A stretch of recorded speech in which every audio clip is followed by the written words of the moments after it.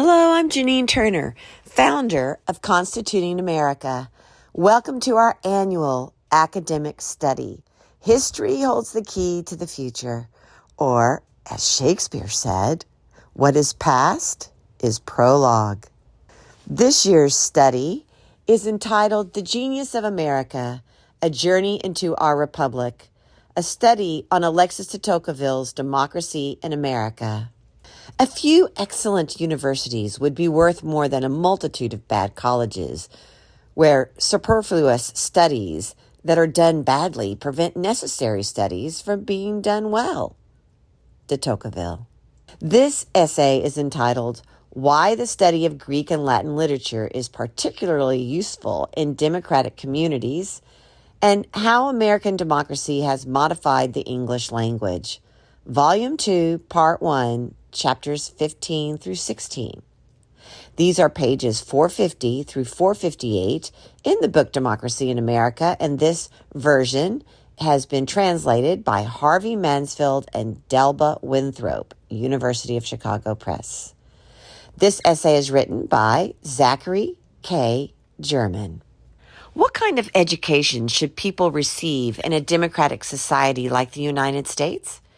De Tocqueville has a characteristically nuanced answer to this question.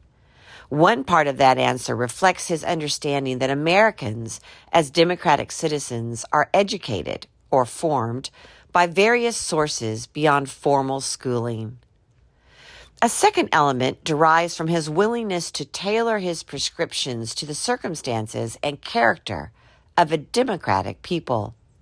A third piece exemplifies his commitment to pushing back against the regrettable tendencies of democratic life and thereby channeling it in salutary directions. We might be initially surprised that, in Volume 2, Part 1, Chapter 15 of Democracy in America, de Tocqueville makes no mention of civics, education for citizenship, in his brief commentary on education in a democracy. That surprise will dissipate, though, if we remind ourselves that de Tocqueville observes an array of sources of civic formation at work in the United States in the 1830s. Local political institutions, he says, quote, are to freedom what primary schools are to science, end quote. Habituating citizens to self-government. The institution of the jury is akin to, quote, a school free of charge and always open, end quote, wherein jurors are the students. And political associations amount to, quote, great schools free of charge, end quote, for, quote, all citizens, end quote, to learn about associational life. Religion fosters a sense of moral limits on democratic majorities, and Americans grow accustomed to a peaceful and orderly way of life through their families. In short, de Tocqueville contends that all of these aspects of Americans' lives contribute to an education for self-government. With civic education supplied in this manner, de Tocqueville indicates that education in a democratic society ought to aim predominantly at what he describes as a, quote, scientific, commercial, and industrial, end quote, education. He would not be taken aback by our contemporary preoccupation with STEM fields, business majors, and vocational programs.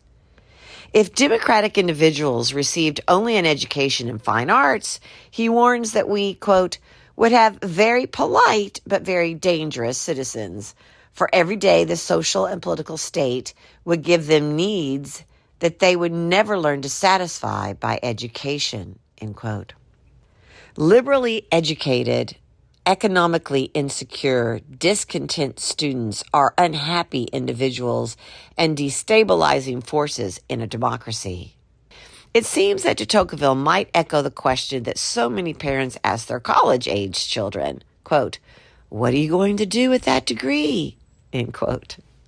However, even in a democratic age, de Tocqueville is not willing to abandon a different and arguably nobler kind of study. He tells his readers at the outset of Democracy in America that the equality of conditions, quote, modifies everything it does not produce, end quote, from Introduction 3. To the dismay of some, those modifications include linguistic alterations of the English language. Yet, while de Tocqueville yields significant ground to the force of equality to reshape a society, he also strives to avoid some of its unnecessarily negative potentialities. Cultivated in aristocratic soil, classic literature, he argues, possesses admirable qualities that democratic literature lacks. Quote, thus there exists no literature better suited for study in democratic centuries, end quote. Only a few individuals need to or should engage in this study. Hence, only a few institutions need to facilitate it. De Tocqueville explains that, quote, a few excellent universities would be worth more than a multitude of bad colleges where superfluous studies that are done badly prevent necessary studies from being done well, end quote. De Tocqueville's analysis encourages us to consider students as democratic citizens with civic roles to fulfill, as individuals with economic needs and aspirations, and as human beings more generally with the capacity for excellence. With nearly 200 years having passed since he visited the United States, our approach to education today should likely exhibit a greater emphasis on preparation for citizenship, given that the informal sources of civic formation that de Tocqueville highlighted may be insufficient in the contemporary United States. We should also take seriously the evidence that a liberal arts education, well understood, equips students to be productive in our 21st century economy in ways beyond what a narrow technical degree or training provides. Studying classical literature and great books more generally has more application than what we may immediately recognize. Finally, following de Tocqueville's lead, we should not lose sight of how education might remedy undesirable tendencies of democratic culture and promote human excellence in its multifarious splendor. This essay was written by Zachary K. German. Zachary K. German is an assistant professor in the School of Civic and Economic Thought and Leadership at Arizona State University. His research focuses on American political and constitutional thought, along with early modern thought on questions of statesmanship, political culture and civic character, constitutional design, civic education, and politics and religion. He teaches courses on political thought, leadership, and constitutionalism, largely but not exclusively in the American context. He also contributes to K-12 civic education efforts, including teacher workshops and summer seminars for high school students.